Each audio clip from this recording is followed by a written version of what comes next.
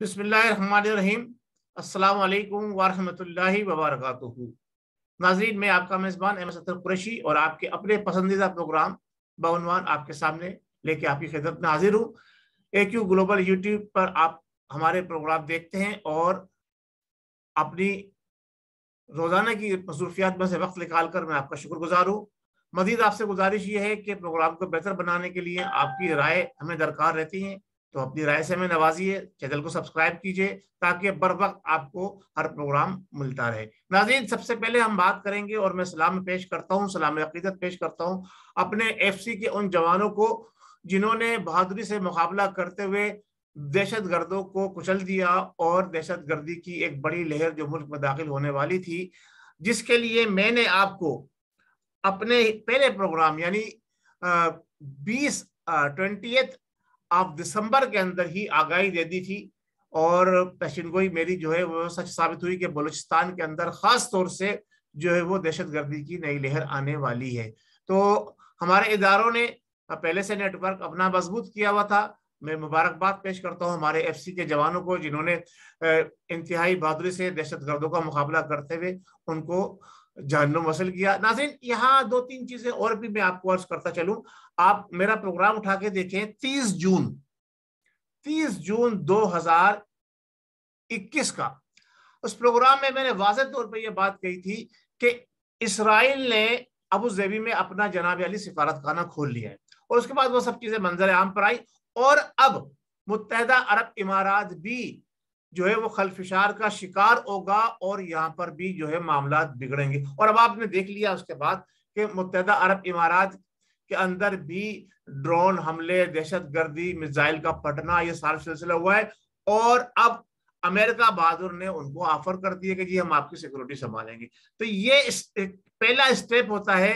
ان یہود و نصارہ کا مسلمانوں کو گھیرنے کے لیے کہ پہلے وہاں اپنے سفارت خانے کھولتے ہیں، پھر ان سفارت خانوں کے ذریعے دہشت گردی ملک میں پھیلاتے ہیں، اور اس کے بعد ان کی معیشت کے اوپر بھی کنٹرول کرتے ہیں اور ملکوں کے اوپر بھی کنٹرول کرتے ہیں، جیسا آپ نے دیکھا اور آپ کو نظر آیا۔ ناظرین، اسی لیے قائد اعظم رحمت اللہ علیہ کی وہ دور نظری کہ جی جناب ہم اسرائیل کو ایکسیپٹ نہیں کریں گے، اور پاکستان کی کنسٹیٹیوشن کے اندر یہ شامل کر دیا کہ اسرائیل کو ایکسیپٹ نہیں کیا جائے گا۔ اب ایکسیپٹ نہیں کریں گے تو سفارت کھولنے کا پاکستان میں سوال ہی نہیں پیدا ہوتا۔ بہرحال ہماری موجودہ حکومت کی کارکردگی اس حوالے سے انتہائی ناقص اور جو ہے کیا نام ہے بڑی کمزور ہے۔ پالیسیاں بھی انتہائی جسے کہتے ہیں نا، پالیسی تو ہے ہی نہیں، کوئی حکومت کی تو کوئی پالیسی ہے ہی نہیں۔ اب یہ آپ یہ دیکھیے کہ دہشت گردی جو ہوئی ہے اس میں ہمارے وزیر داخلہ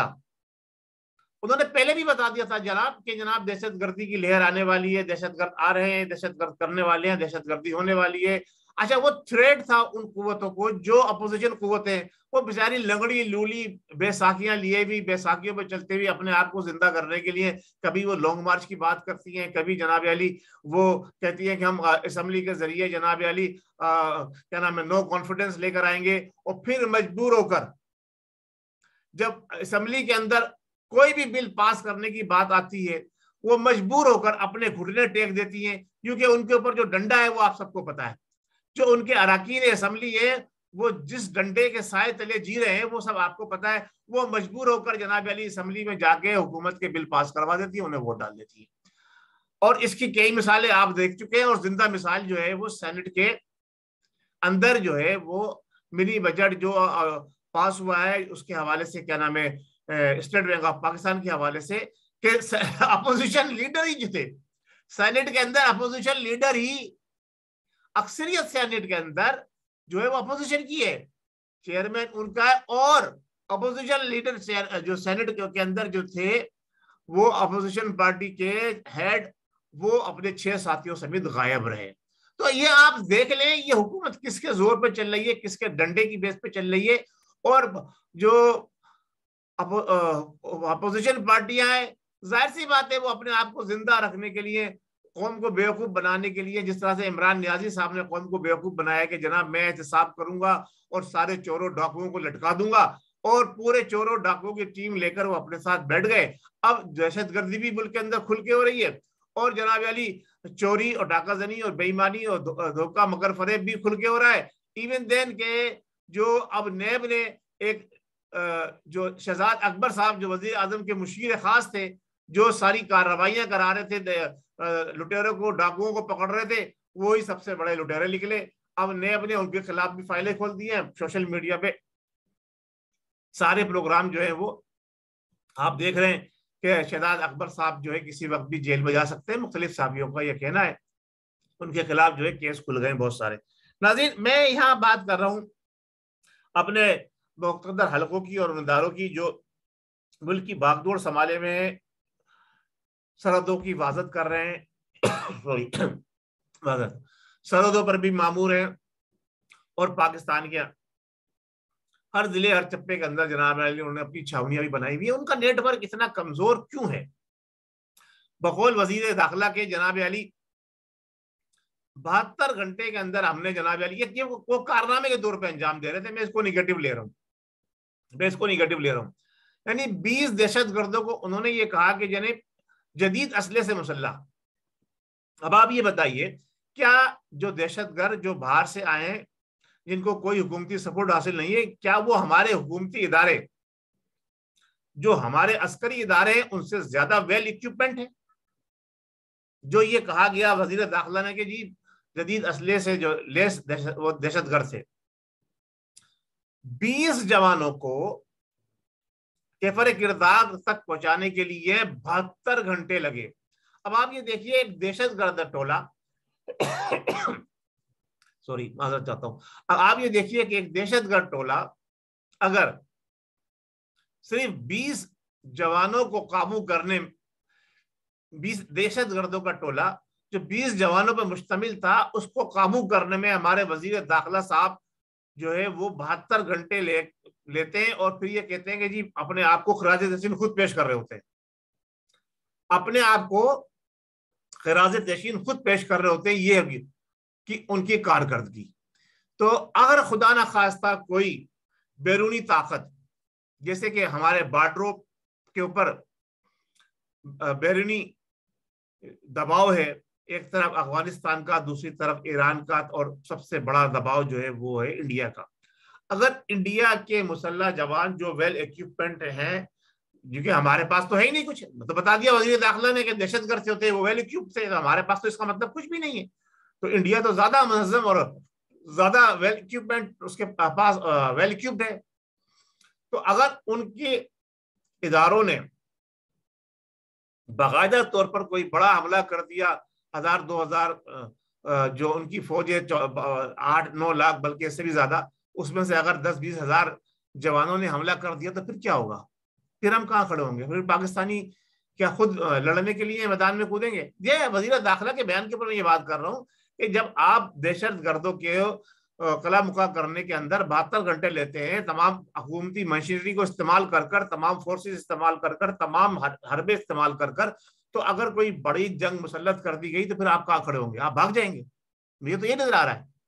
کہ جب آپ 20 دہشت گردوں کے لیے آپ پریشان ہو گئے، تو اگر کوئی بڑی جنگ مسلط ہوئی تو آپ تو بھاگ جاؤ گے میدان چھوڑ کے۔ تو یہ ہمارے اداروں کے اوپر انہوں نے ایک کاری ضرب لگائی ہے، جس طرح سے نیازی صاحب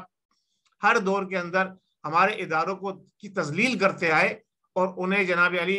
غلط ثابت کرتے آئے، تو ادھر ہی اسی طرح سے ہمارے جناب وزیر داخلہ صاحب نے، جو میں یہ کہتا ہوں اللہ تبارک و تعالیٰ مجھے معاف فرمائے کہ وہ گنجے کو خدا ناخون نہ دے، تو ایسے لوگوں کو جو ہے وہ وزارت دے دی ہے نیازی صاحب نے، کہ جن کو وہ اپنا چپراسی بھی رکھنا پسند نہیں کرتے تھے، اور وہ کیوں مجبور ہوئے؟ یہ مجبوریاں ہیں ان کی، جس کی وجہ سے وہ جناب علی جیسے چغت اور جسے کہتے ہیں نا اور بے شرم لوگوں کو برداشت کر رہے ہیں، تو وہ کہتے ہیں جناب علی ہم، وہ ایک ہے ان کے کیا نام ہے، ڈبو صاحب، جنہیں ہم ڈبو کہتے ہیں، وہ کہتے ہیں جناب علی ہم جناب علی امریکہ اور چین کی دوستی کرا دیں گے، آپ فکر نہ کرو، ہم اہم کردار ادا کریں گے، دونوں کو ایک ٹیبل پہ لا کے کھڑا کر دیں گے۔ یعنی مزاخیز بات ہے، ہنسی آتی ہے، آپ اپنا مقدمہ تو کہیں سے لڑ نہیں پا رہے صحیح طریقے سے، نہ انڈیا کو آپ قابو کر پائے، نہ آپ کشمیر کا مسئلہ حل کر پائے جو 72-73 سالوں سے چل رہا ہے، اور نہ جناب علی آپ دوسرے مسائل، معاشی مسائل حل کر پائے پاکستان کے، آپ امریکہ سے کہہ رہے ہیں اور چین سے کہہ رہے ہیں ہم آپ کا مسئلہ حل کرا دیں گے۔ پہلے وہ نیازی صاحب نے بڑ ماری تھی وہاں سعودی عرب جا کے کہ جناب علی ہم ایران کا اور چین کا مسئلہ، سعودی عرب کا اور چین کا مسئلہ حل کرا دیں گے.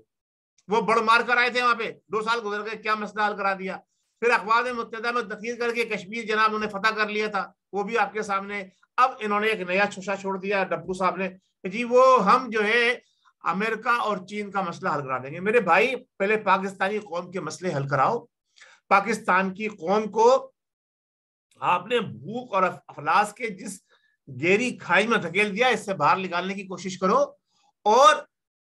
اس کے ساتھ ساتھ پاکستان کی عوام کے تحفظ کے لیے عملی اقدامات کرنے پر آپ جو ہے زور دیں، اور جو ہمارے عسکری ادارے ہیں جو ان کے ذمہ دار ہیں ان کو پابند کریں کہ یہ آپ کیا کر رہے ہیں. آپ کے ایجنسی جو ہے دنیا بھر کے اندر نمبر 1 مانی جاتی ہے انٹیلیجنس اداروں میں. آپ دہشت گردی ہو جانے کے بعد کی میدان میں آتے ہو، پہلے سے آ کے کیوں نہیں اس کے اوپر بند باندھتے؟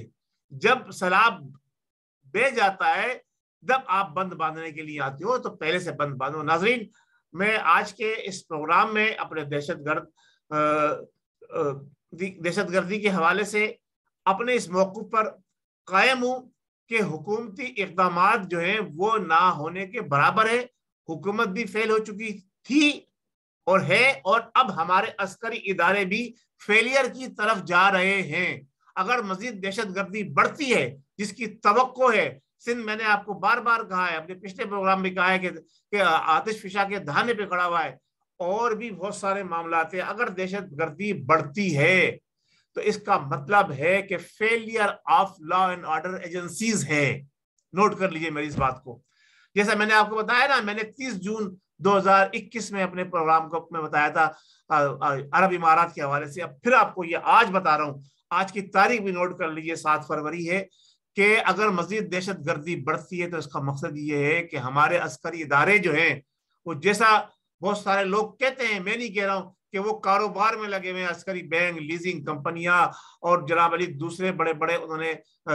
فارم، عسکری میٹ، عسکری فلانا، عسکری دھماکہ کھول کے کاروبار میں لگ گئے ہیں، اور جو بڑے بڑے پروجیکٹ لانچ کر رہے ہیں، وہ دفاعی معاملات کے اندر کمزور سے کمزور پڑتے چلے جا رہے ہیں. اگر ہماری سرحد کی خلاف ورزی ہوتی ہے، ملک کے اندر کوئی مزید دہشت گردی ہوتی ہے، تو اس کا سارا الزام عسکری اداروں پر جائے گا. وزیر داخلہ صاحب، آپ کو بھی اپنی وزارت چھوڑنی پڑے گی. اگر آپ نہیں چھوڑیں گے تو اب عوام کسی بھی وقت بے قابو ہو سکتی ہے. میں پہلے بھی آپ کو بتا چکا ہوں اور اب آپ کو پھر بتا رہا ہوں، عوام کسی وقت بھی بے قابو ہو جائے گی، اور کچھ لوگ ان کو ضرور سپورٹ کریں گے ہمارے عسکری اداروں سے، جو ملک کے ساتھ مخلص ہیں، وفادار ہیں، اور وہ ملک کی بھلائی اور بہتری چاہتے ہیں. بہت شکریہ. السلام علیکم ورحمۃ اللہ وبرکاتہ. ہم ایک بار پھر دہشت گردی